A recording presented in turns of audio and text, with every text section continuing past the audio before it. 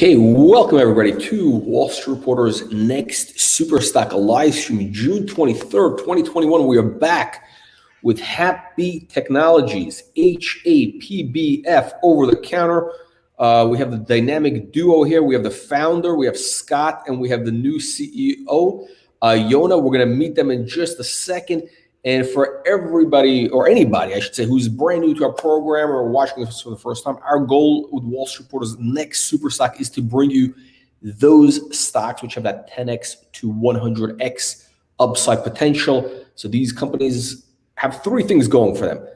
One, going after multi-billion-dollar market opportunities. Two, they are at a key inflection point in their growth curve, and there are multiple catalysts in place which can ignite that massive increase in value. We've had already 7 or I think 8 stocks that have increased from 10x to 50x. So it's 1,000 to 5,000% in the last 18 months. We want to find out if Hapbee is going to be the first one to get to 100x.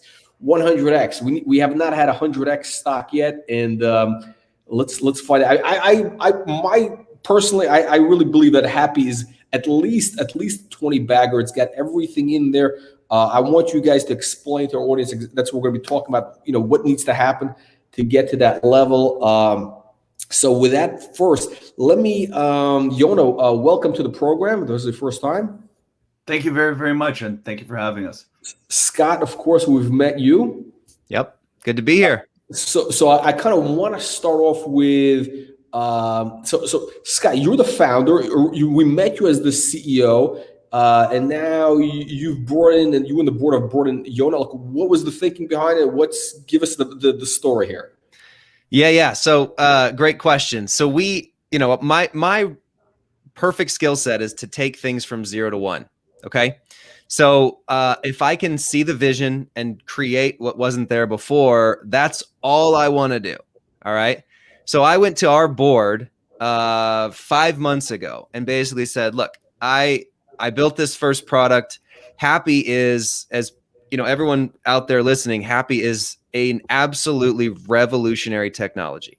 It's by far the coolest and most transformational technology I've ever seen, but it's going to revolutionize so many of the ways that people experience mental health, feel the effects of certain coffees and alcohols and different drinks and pills and things like that. Moods and feelings on demand. It's an amazing, it's like a game-changing technology. Yeah, and since I was on last, we're able to tell people now the secret sauce. So melatonin and caffeine and nicotine and these types of signals, and we can now blend into signature fields for people to experience. We can tell people how this works now. And so we're gaining a lot of traction because we can now tell people what's going on. But back to what we were talking about, I went to the board and basically said, look, all I want to do is new form factors and new products, and then marketing partnerships and telling the story. That's all I should be doing. That's what I'm world class at working on. I have the vision for the next 10 products of what we're building as a company, where we're going, and we need a world class leader to manage the growth and the strategy of this business moving forward. And so we've been going through this for the last 5 months, and we are unbelievably blessed to have Yona join the team as our CEO. I'm pretty sure his reputation precedes him to a bunch of your listeners, but okay. Yona, tell the audience a little bit about your background, sure. In the tech world. Well, he's not going to say this, but he was Entrepreneur of the Year in Canada in 2015, just so everyone's clear. He's going to be humble, but you got to tell him what you're good at. Well, my background historically is in, oddly enough, direct and database marketing. I cut my teeth early in my career at Avon Products and then at Saks Fifth Avenue, building their early relational databases and their early direct-to-consumer businesses, you know. But back in the day when I was doing that at Saks and at Avon, direct-to-consumer, it wasn't e-commerce, it was the catalog business. And the interesting thing about learning direct-to-consumer in the catalog business is when it costs you $3 every time you want to talk to your customer because you got to print something and give it to the postman, you learn a lot about the ROI of connecting with consumers and how to make those relationships work. And so then I basically spent the better part of 15 years as an entrepreneur, Most notably in 2008, when I started with a co-founder of mine, a Canadian-based e-commerce company called Beyond the Rack. I mean, technically, we started it at a Starbucks, and we grew it to about 150 million in annual revenues over the course of about 6 years. We were venture funded, sold the business in 2014. And most recently, I was CEO and executive chairman of a Chicago-based, also very revolutionary technology company in the urban mobility space called Arrive. Basically, we worked with cities and most of the car companies and fleet companies around the world to build digital parking directly into their vehicles, into their nav systems. Waze was a partner, Ticketmaster, Live Nation, most of the professional sports teams and venues. They built our technology directly into their consumer-facing apps. And so I've got a lot of experience in two-sided marketplaces, a lot of experience in disruptive technologies, and trying to figure out how do you take a disruptive technology and really make it hit home with consumers and reduce this is the friction ultimate point. I mean, this has got to be the ultimate disrupt, because there's nothing, I've never come across anything like it. Yona, have you heard I have to tell you, when I was first told about this, it kind of reminded me when I first heard about Arrive 4 years ago. I was like, somewhere between I don't get it and I don't believe it. I mean, I thought when I read the prospectus on the company that I was reading an old Star Trek script, which, by the way, there's an interesting parallel here. In my last company, we were fortunate enough to attract Amazon, the Alexa Fund, as an investor. And one of the things that we learned, and I don't think I'm telling tales out of school. I think this is a publicly known issue. But the motivation behind the engineers who first conceived Alexa as a concept was not to replace voice for a traditional hierarchical menu system, like a tactile menu system. Their vision and their inspiration was the computer that Kirk and Spock spoke to on the Enterprise. That's what they said we want to build. We want to build something that is intuitive, that can dialogue, that can, if you will, think through and figure out what you're looking for, and you don't get lost in a hierarchy. And that's what they look to build. And so I think it's really interesting and compelling for me to kind of go from that environment to one where, when I first saw what Hapbee was doing and the technology, I thought back to McCoy, the doctor on Star Trek, and he had that medical tricorder, and he was beaming these. We're not a medical product. I have to be very clear on that. But a lot of that stuff has come to life now. The Star Trek, but he was beaming signals, right? It was digital signals, and they were making an effect. There were bioreceptors in the body that were being affected by digital signals. And I know it sounds weird, and it sounded weird to me. But then again, I mean, how weird is it that you can pick this thing up and you could see somebody? Like 10 years ago, I was walking around with a Walkman. 20 years ago, I was playing 8-track tapes in a car.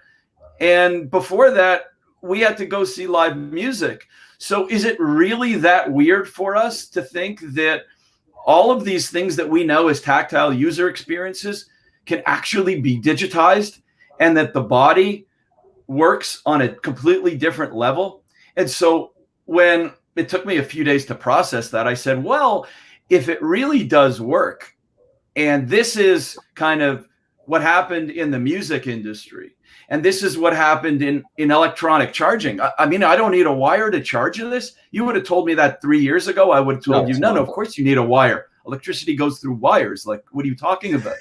But, so what we've discovered, what the technology that underscores our company is, which is so amazing, is that the bioreceptors in your body work with magnetic signals. That's it. If you can figure out what song to play them, all they want to hear is a really good song. And the same way that music will influence you and aroma will influence you, what we've discovered is that magnetic signals will affect you in the same way. And here's the beautiful part of it. You don't need to ingest anything. There are no secondary side effects. The thing doesn't last any longer or less than you want it to. That's a massive power to unlock for benefit. If I'm an athlete, you know, you could tell I'm not an athlete. But if I were an athlete and I was training, right, and I did a training session in the morning and I've got a game in the afternoon, and between my training session when my heart rate is up and my endorphins are flying out the sky and I can't fall asleep, but I know I need to take a pregame nap. Here's the irony for a lot of athletes. They need to take medication to fall asleep. They need to take a stimulant. What they don't want to, because their body's a temple, to fall asleep. Well, what if we could help them fall asleep without harming that routine that they so carefully manage, just by playing them a song, not Metallica and not a lullaby, but a magnetic signal that their body will relax to, they can fall asleep, and then they can wake up. The ability to manage moods, the ability to manage emotions. Like when I started thinking about it, you know, I think Scott had the same reaction. I couldn't stop. I couldn't stop ideating on opportunities. And, you know, I think it was my second conversation with Scott was like, hey, oh, we could do this and we could do this. He goes, Yona, I've filled notebooks with ideas for applications. I've filled walls. You know, it's like a beautiful mind. I'm writing all of these potential applications, not only in personal therapy, but you think about the applications on the professional side. Productivity, people not falling asleep at the job, people not falling asleep, long haul truckers not falling asleep, and then you move over from personal therapy to professional, and then you think about the applications on the recreational side. The mind goes in so many different directions. You're mentioning off the top about a massive TAM. I would say that the TAM on this technology and the applications that we can bring to market are so limitless that really it comes down to, my end conclusion was, well, if it works and the market opportunity is so huge, then this seems to me to be, at the risk of oversimplifying, a blocking and tackling exercise. That if we apply some, the basic constructs of building a high growth business and focusing on those areas where we're going to be the most successful quickly and unlocking those, then, oh my God, we're a company that effectively didn't exist 2 years ago. We've shipped 5,000 units. If you were to look at the usage that consumers have on this product, it's mind-blowing.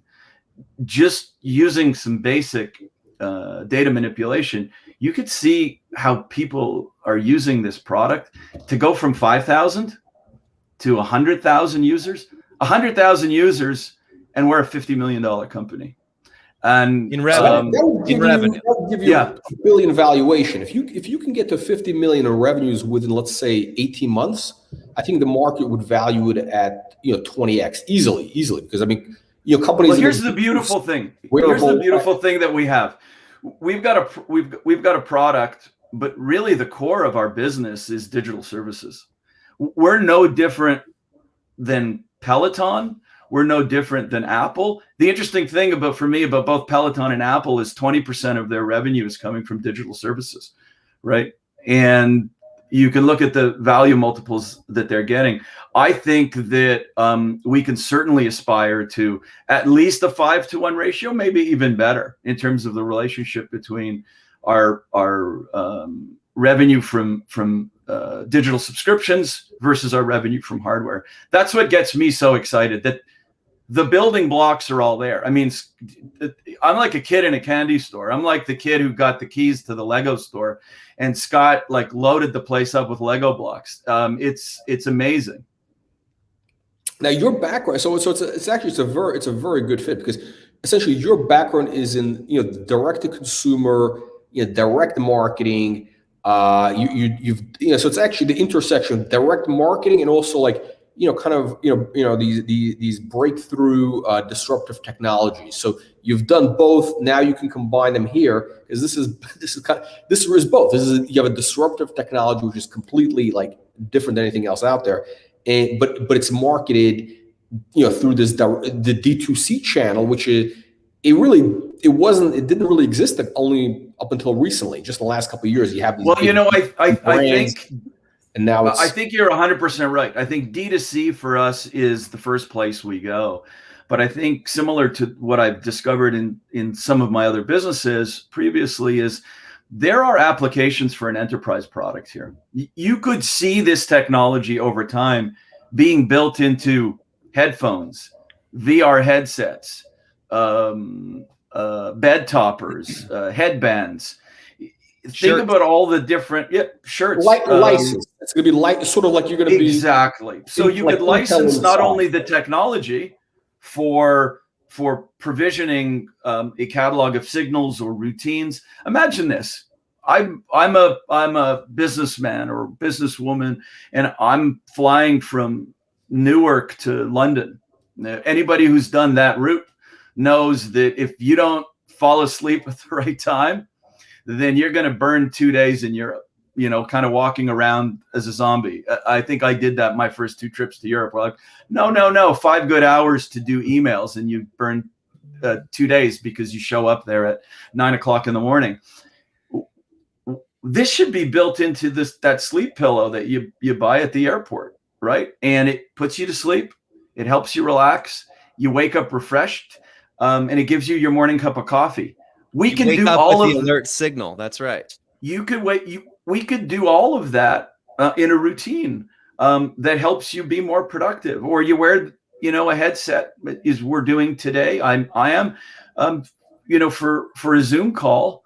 Why not have an alert signal or a focus signal that helps me really focus on getting my work done and me being most productive? Or if I'm a student, or if I'm a hacker, or if I'm playing Fortnite, as my son does in the evenings in my basement, there are ways for us to enhance all of those personal productivity routines with the blends and signals that we provide.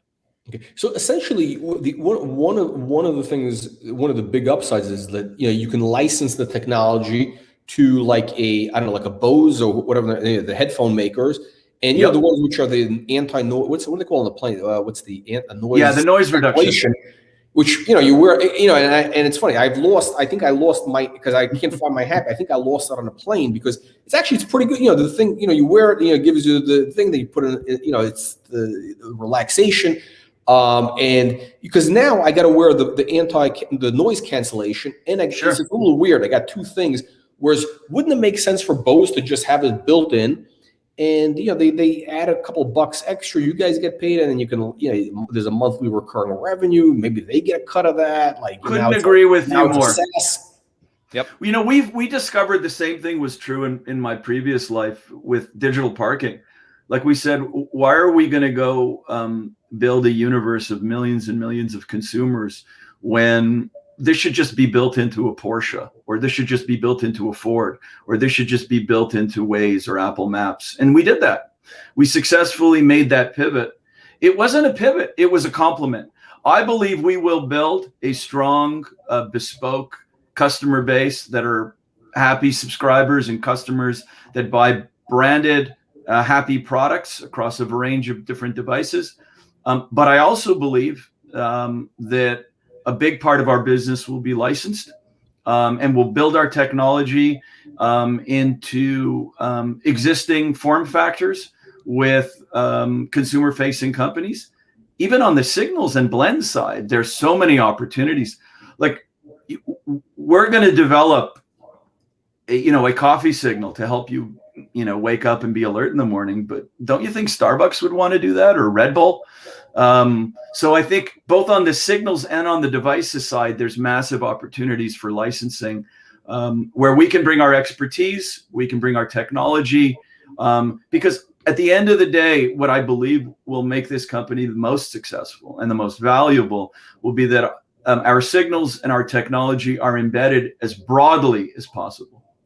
So like So, Bose, yeah. not Bose, Dolby, like Dolby. I don't know if they're or Intel, one of those things, which is All of those are very, very, very perfect proxies for. So where we're let me going. explain something real quick, Jack. So this is our first product, okay? It was based off of the parent company's medical work, and so it's copper coil. It's still great. I mean, this is going to be the versatile, with you as you go product that you can lose on a plane like you did.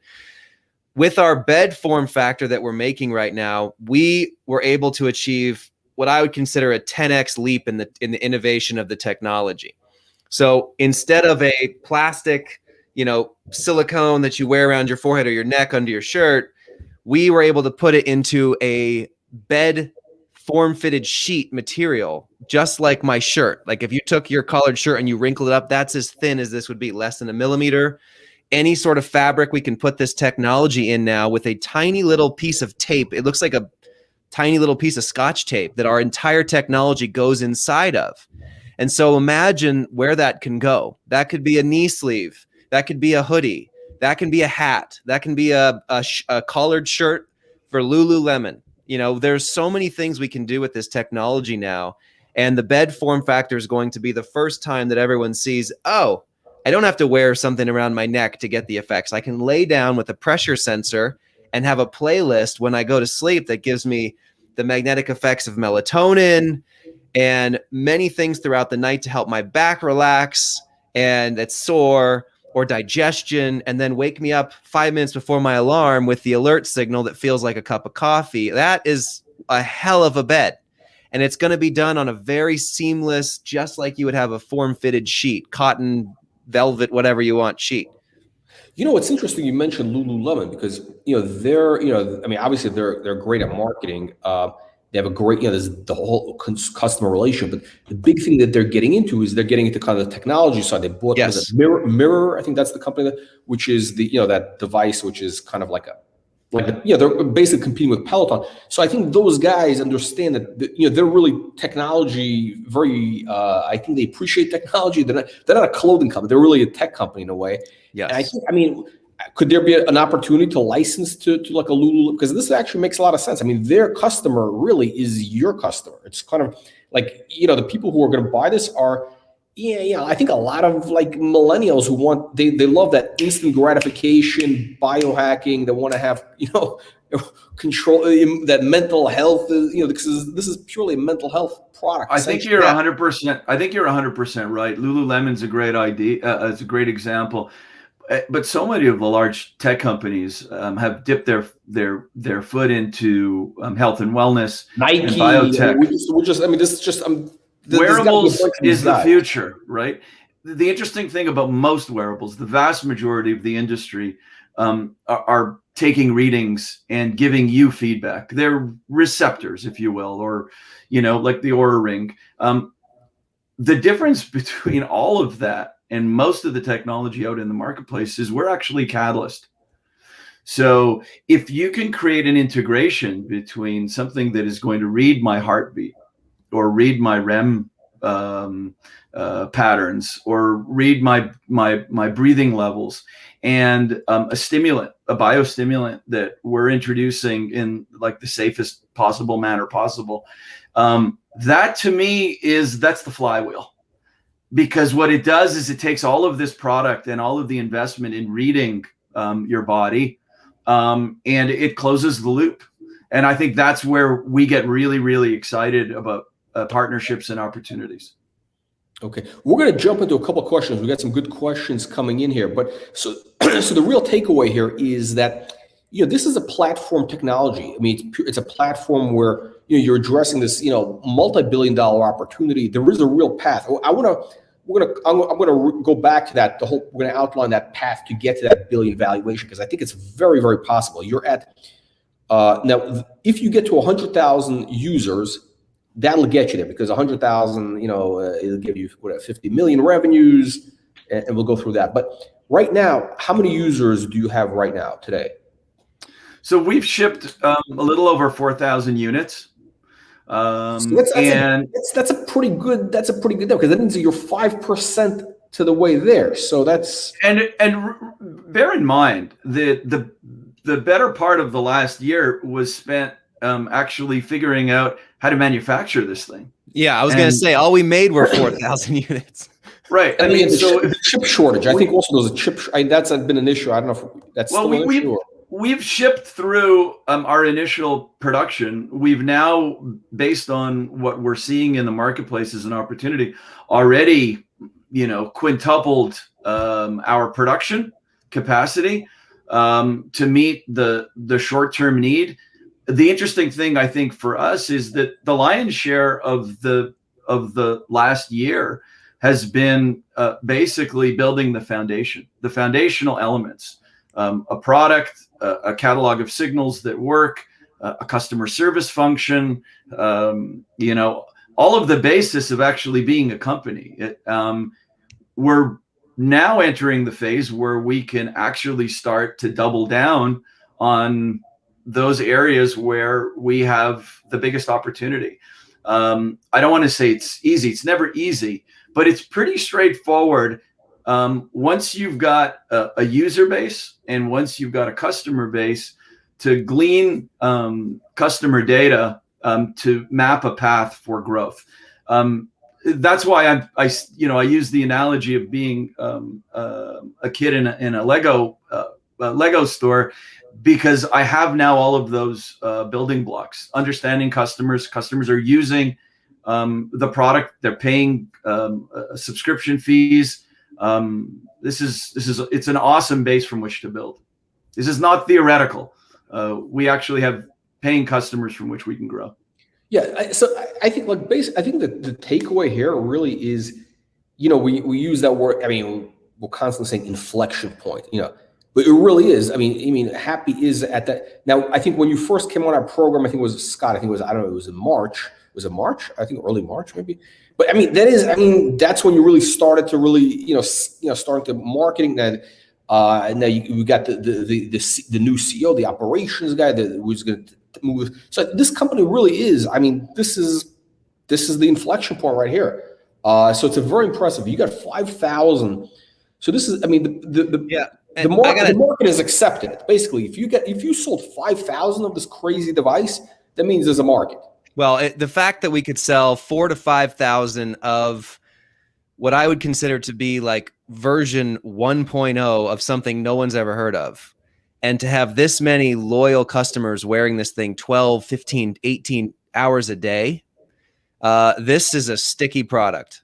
This is way better than I ever assumed that the customers would adopt this product. Once they educate and understand it and go through onboarding, it's unbelievable. And I need to make sure everyone understands this. Before Yona came, I was sweating, not because of the business, but because I'm like, how the hell do we educate the market correctly? How do we run this business model to the next stage? Because the biggest question we get all the time is, okay, where's this going? How does this work?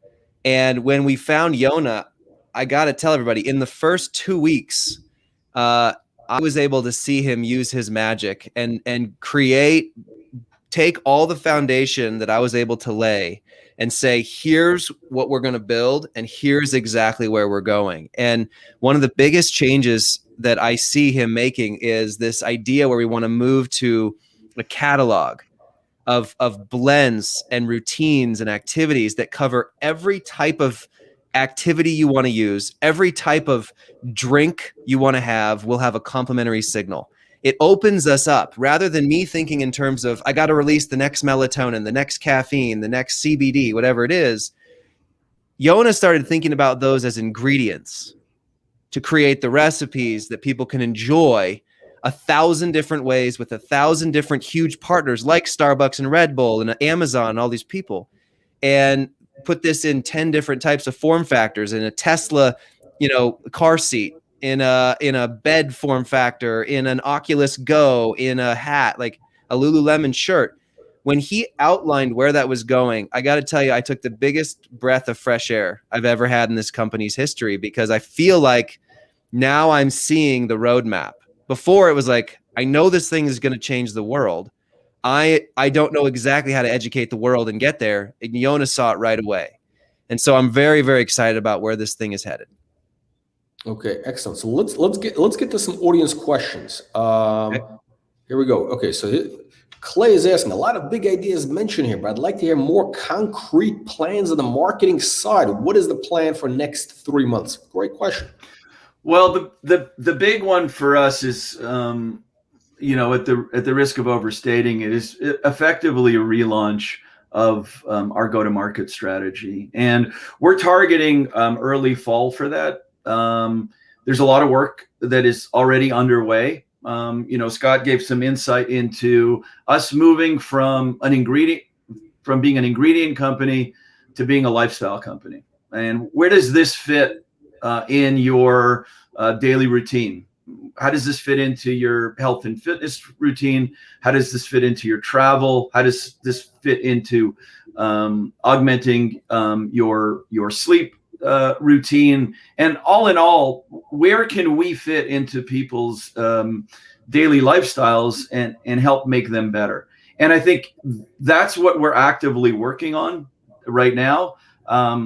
It touches all parts of the company: customer service, product, our technology stack, and of course marketing. And we're targeting, as I said, early fall for this. In the meantime, we're not stopping. So there's some exciting stuff that will happen between now and then. Some new signals coming out, some UI improvements. But we do fundamentally believe that this relaunch and focusing on ourselves as a lifestyle product in early fall really will set the stage for the big growth. And we'll be making announcements about that as time gets closer. Okay. A couple of people ask, are you affected by the chip shortage out there? Well, good news on this one. We ordered like Jonas said earlier in the call, we quintupled our manufacturing capacity because of what was going on in COVID last year. So at the beginning of this year, we ordered way more than we can sell in the next several months. But we know that the demand is going to be there because we're seeing the hockey stick happen. So we have, as of this moment, those chips have arrived in Michigan, and they are immediately creating product for us to get off the shelves, get onto the shelves to sell. Oh, so and the Hapbees are put together, are assembled in the U.S. Yes, we have all of our parts coming from around the world.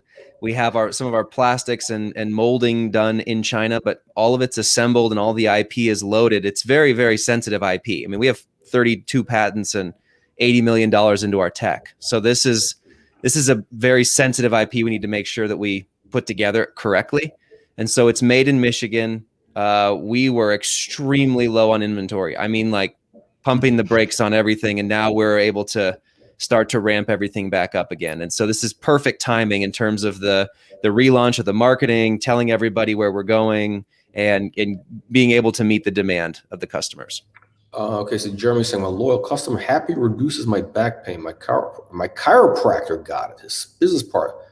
And then okay, so this is interesting. By the way, we have probably, I've heard from at least, I don't know, maybe half a dozen, 10 guys on our like Discord, different people on our, in the Wall Street Reporter like subscriber world who got the Hapbee, and they're using it, they're getting results. I think one guy is even giving it to his cat, and the cat.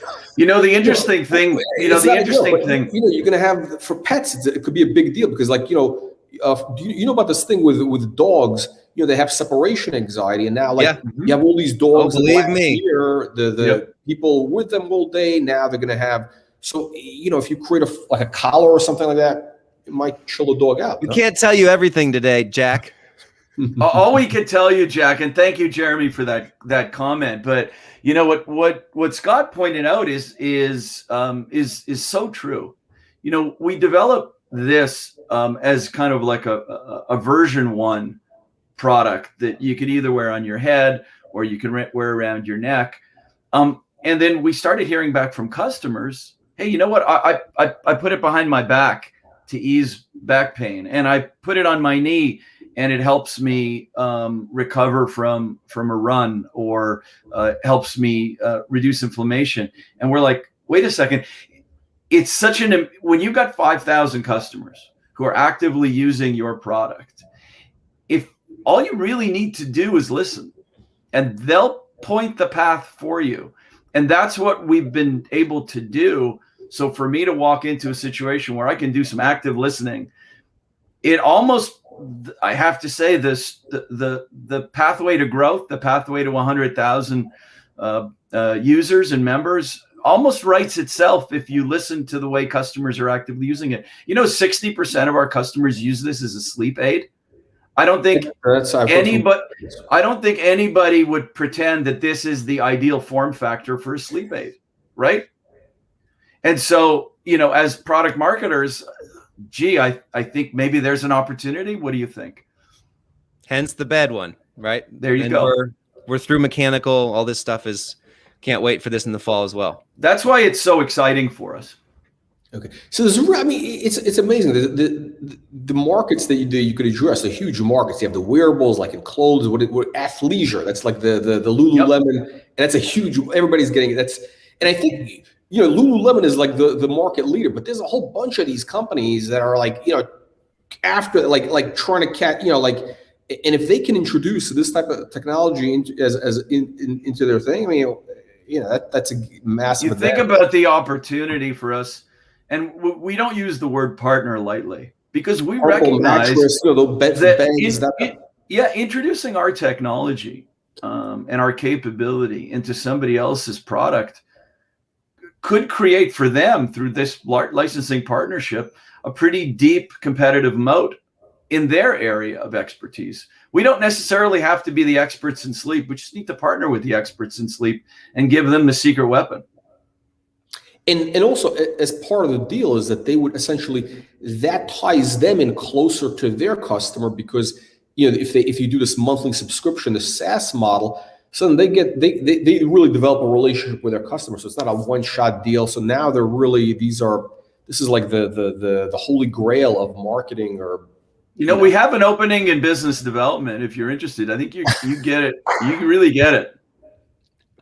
I'm going to sign up next week. We got Barefoot Investments asking, what is the biggest hurdle to get to that 100? Okay, I guess to the 100x. I'm not sure. This is the question, to the 100x stock, or I guess maybe he's asking to the 100,000. I think that's what he means. What do you need to get to that 100,000 users? Yeah, well, I'll answer this real quick and then pass it to you, Yona. But basically, in the last couple of weeks is the first time I've seen a literal step-by-step roadmap for us, and how we change the architecture and the web to track, how people are using this so that we can see where we're going as a company, how we relaunch with the catalog system, how we make our product, right? The amount of products that we just ordered get us a quarter of the way there right now, just so you know. Okay, that's our recent manufacturing run that's happening in the factory right now, gets us a quarter of the way there. But what I'm seeing is now a step-by-step program, whereas before I'm sitting here stressing on, okay, how do we launch a new drug signal? How do we launch a new digital fingerprint of, adenosine or caffeine or drug names people have never heard of before? Now I'm seeing a way to connect this to people's everyday life. This is a lifestyle product that can help you 24 hours a day, awake or asleep, in your car, in a plane, at your work desk, at home watching a movie. This is now where we can go as a company. And when you start to think about putting our tech into other people's products, partnering with large companies for signals, of which we have several interested. Okay, we cannot disclose anything right now, but I think you should have us back on the horn in the next little bit. But that shows me how we get to this 100,000 users and then go from that as fast as possible up in the air. So I don't know if you heard, but Oura Ring, who is one of our close friends, Oura Ring is these rings that track your sleep. All right. Last time we talked, I think they were valued at like $120 million. Our marketing partners who have been helping us get all this foundation built for Yona to be in the Lego store, they are also the partners for Oura. And now, based on all their work, Oura Ring just got valued at $800 million since last we spoke a few months ago. Okay. This is where the wearable industry is headed. How much is Oura doing in sales? I think we talked about, ballpark? It's a great question. I don't think it's more than 50. Right. I don't think it's and they're not really well known. I mean, so it's amazing that And they don't have SaaS, Jack. Yeah. They have no monthly recurring revenue right now. They're just selling a $300 ring. So That's so it. they can do that. So if they can do that, and have done a great job at marketing. I mean, you know, I've seen people talking about it online. So if they can do it, there's definitely a clear path. I mean, it's the same same price point, but you actually deliver the goods. You actually create the feelings that people want. Right. You know? And I think you can't lose sight of the fact that what we're building is not a hardware company. You know, hardware for us is a means to an end. We see ourselves long-term, bigger pictures as licensing company, technology licensing company, and a digital memberships company. And, you know, those companies, rightfully so, are valued on radically different multiples than hardware companies that always need to make the next sale. What we're building, both for ourselves and for our licensing partners, are deep. You pointed out, Jack, deep relationships, long-term loyalty, and affiliations. So that whole process from trial to adoption to loyalty is really the key. That's the key model that we're pursuing. And once you realize that you're not in the selling devices business, that's a means to an end. That's a means to a loyal, ongoing customer base. Either ones that you manage and own on your own because you acquired those and they're buying your customers, or you're managing on behalf of third parties, large partners. We're in the loyalty business, so we're in the customer satisfaction business. So at that point, because now you're essentially, this is like, because if you're licensing, you're licensing technologies out to partners, whether it's like a mattress company, like a Purple, the pillow, was it the My Pillow guy? He could put this in his pillow, right? Or whatever, whatever it is. I mean, the Tesla, whatever, chairs, what have you, right? So you're licensing, and now you're getting also part of the monthly subscriptions. The partners are happy because now they have these relations. Essentially, this could be 50x revenues. It would be too low. It could be 100x revenues because now I don't believe that gravity. You have no cost. It's pure profit. I don't believe that long term this is a company that is going to be evaluated based on how many units it ships. It's based on how many relationships it manages, both its own and for other people, and that universe is immeasurably large. Okay. Yeah, I mean, this is like the perfect thing. This is like infinitely scalable. Like this is what I love about this. This is why I say this could be easily like a $20 stock. Like I am shocked that it's been like stuck in this I don't know what's going on with the market was awful, but also it doesn't help. But we've also been quiet the last few months as Yona comes in. That's right. We have to be honest about that. We haven't told the market. I'm going to ask you about news flow. That's one of the key things. We need that news flow. That's the big. Okay, so let me just jump to a couple more questions. So I think we addressed this, right? Second generation other wearables you have. The pipeline is full. We're working on our bed. Our bed form factor as we speak. I don't know that we want to deliver an actual date, but it's coming, and it's coming soon. And there's a bunch of other form factors that are coming right behind that. So I think if we're sitting here next year, we won't be talking about a single headband company. We'll be talking about a bunch of devices under our own brand, and hopefully a handful of licensing deals where our technology is built into others as well. So we're really excited about the pipeline. But we need to be thoughtful about sequencing these things and making sure that we deliver products that work and that are satisfactory to consumers. So we're going to take our time, but lots of opportunity there. Okay. One thing to mention though is that with the versatile wearable Bluetooth headband that people can take anywhere, and the bed form factor that gives you playlists with a pressure sensor all throughout the night as you lay down, you don't have to wear it. If you think about the technology that goes into both of those products, it now gives us a foundation to a la carte take firmware and code and build 50 more.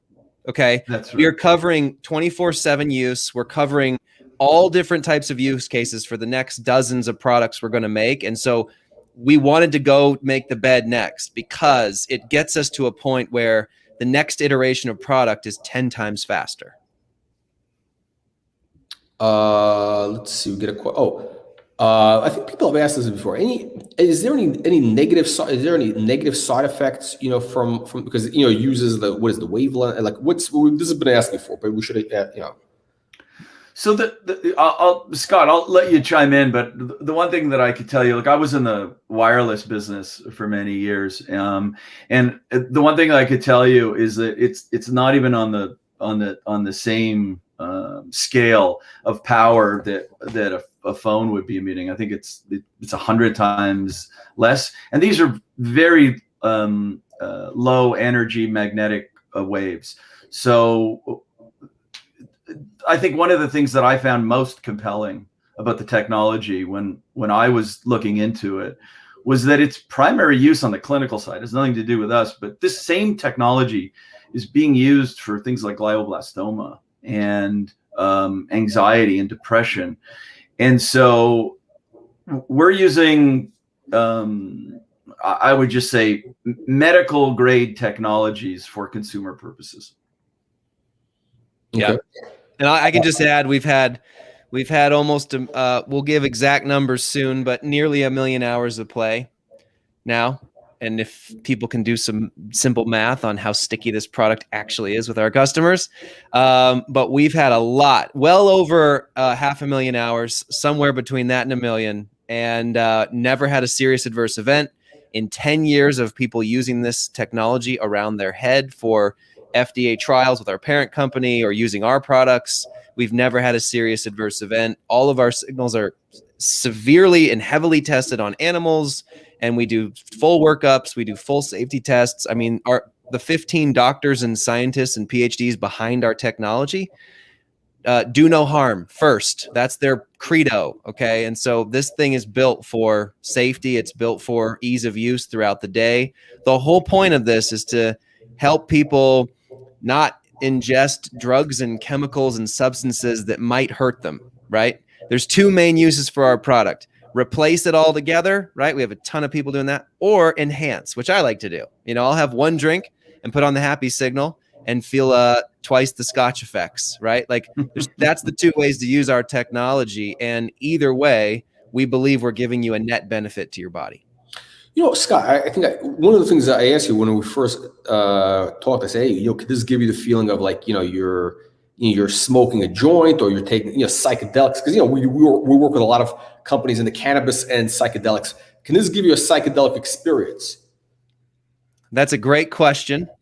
Can it and will it in the near future are two different questions. I will say this. In the labs right now, we have over a dozen signals that are about to be going through finishing the labs in the next couple of months. So this is part of our relaunch. When you think of our signals as ingredients, our signals now, we want to have all the ingredients ready that can be blended together to give you almost any type of an experience that you desire or help you with any activity or any routine that you need throughout the day in your life. That's the mission of the business right now. So can we give you a psychedelic experience? Let's have a conversation in a couple months. Will we give you one in the app anytime soon? I can't say that we're going to do that right away, but I can say that we can give people a lot of different types of experiences that are similar to a meditative experience, right? A calming experience. If you need to take 15 minutes, after a stressful meeting, we can give you the effect of a couple shots after a long day of work, right? But imagine blending all those together to give you an enhanced tequila, an enhanced rum, an enhanced wine, an enhanced Scotch or Manhattan or old fashioned. We'll have eventually one for each. And by the way, partnerships with some of the biggest names for their customers to use as well. And that's just one of the 100 categories we want to go into. We have that tech right now. Yeah, without, as Scott mentioned earlier, any of the deleterious effects of ingesting any of that stuff. Okay. So to recap, okay, so we outlined the path to get to that billion valuation. If you get to the 100,000 users, I think the market would reward the company with that because you'd have 50 million sales. We've seen the comps with Oura Ring, others. Now you just said you have already almost 5,000 users. You just got, I'm assuming 20,000 units, 20 chips to make 20,000 units. Are you going to be ready to make 20,000 units? Are making right now. Sorry, I should probably clarify. They're making them right now. So in Michigan, they got the chips in, and now they're getting all the other pieces that are much easier to get. Because a plastic is way easier to accrue than a 16-week lead time chip, right? Anybody who's in the semiconductor world knows what I'm talking about. Those things are half a year out. It's crazy. Okay, so you're gonna have, so basically you'll be in a position to get to 25,000 users by probably, I'm assuming you're gonna start selling now through the fall, so you can get to 25,000. I don't know, by the third quarter roughly. Depends on when we start launch with the new relaunch. That's hard to know right now. Okay, so that would get you. I mean, I think that would get you to roughly 250 million market cap. So that's a 10x from here. I mean, the company is trading like a 25 million market cap right now. So I mean, you have a 10x upside in the next. I mean, that's the catalyst just in the next. What are we in July basically, right? So we're in the next 4 or 5 months. So there really is a pathway to go 10x in the next 4 or 5 months, especially if there is news flow which reflects these, which basically gives people an idea of how you're coming along on that path to those milestones. So speaking of which, news flow, one of the things we've been missing is the big news flow. Our audience, they're addicts, they're addicted to news flow. We got to get a happy signal for news flow to give people. So what kind of news flow can we expect into, let's say, the next couple of months? Because you said you're going to be ramping up into the fall. So what can we expect between now, basically July and September? Well, I think the crescendo will be the relaunch of our platform, and the introduction of a bunch of new, exciting lifestyle-based functionality. And I think between now and then, the interesting thing is we've got now a data team that's kind of digging into use cases and use factors. So we're going to be sharing some of that because I think we're using much of that information for our own purposes to chart the path, as Scott aptly pointed out. But I think we're going to be sharing some select tidbits of user behavior that will allow people, particularly investors, to kind of connect the dots on their own, to say, oh my God, this is clearly an opportunity because of the way people are already using this technology in its fairly rudimentary, first shot at going to market. And so I think our objective is to share that in an iterative form, maybe share some milestones along the way as we continue to ramp both production and onboarding of new customers. And then I think the crescendo in the fall is, kind of the whole platform relaunch. And if we're lucky somewhere along the way, a partnership or two that, really puts a fine point on this whole partnership / licensing strategy. So it's interesting. We kind of use the metaphor of like, okay, so the first device, the first one that you have right now, that's kind of like the equivalent of what was the iPod, there was like a little bit clunky, and then it became the iPhone. But really, I think even a better is really kind of, it's almost like when Apple was first launched. I mean, the first computers they made were essentially, they made a couple hundred by hand, or very, and people, there was adoption. People were asking for more. Yeah. And that's when, they went from this little thing to all of a sudden they started scaling, and then that became the Apple, as we know it. So this is kind of like a ground floor, but bigger, because Apple is just a computer. This is like feelings. People, this is a $1 trillion market opportunity here. Everybody wants a different state of mind, different. Excellent. Yeah, and we just brought in Tim Cook. to take it There we to the go. There we moon. go. We got the Tim Cook here. He has better hair than me. The Tim Cook of Canada. Yona, are you based in Canada? Where are you based? I'm based in Montreal. Oh, okay. We got a lot of Montreal people here. Okay, fantastic. All right, so guys, thank you very much. We look forward to catching up with you hopefully in the next couple of weeks with some big announcements. Fantastic. Thank you very much for your time. Thank you guys, and thank you everybody for joining our live stream. We'll see you on the next one.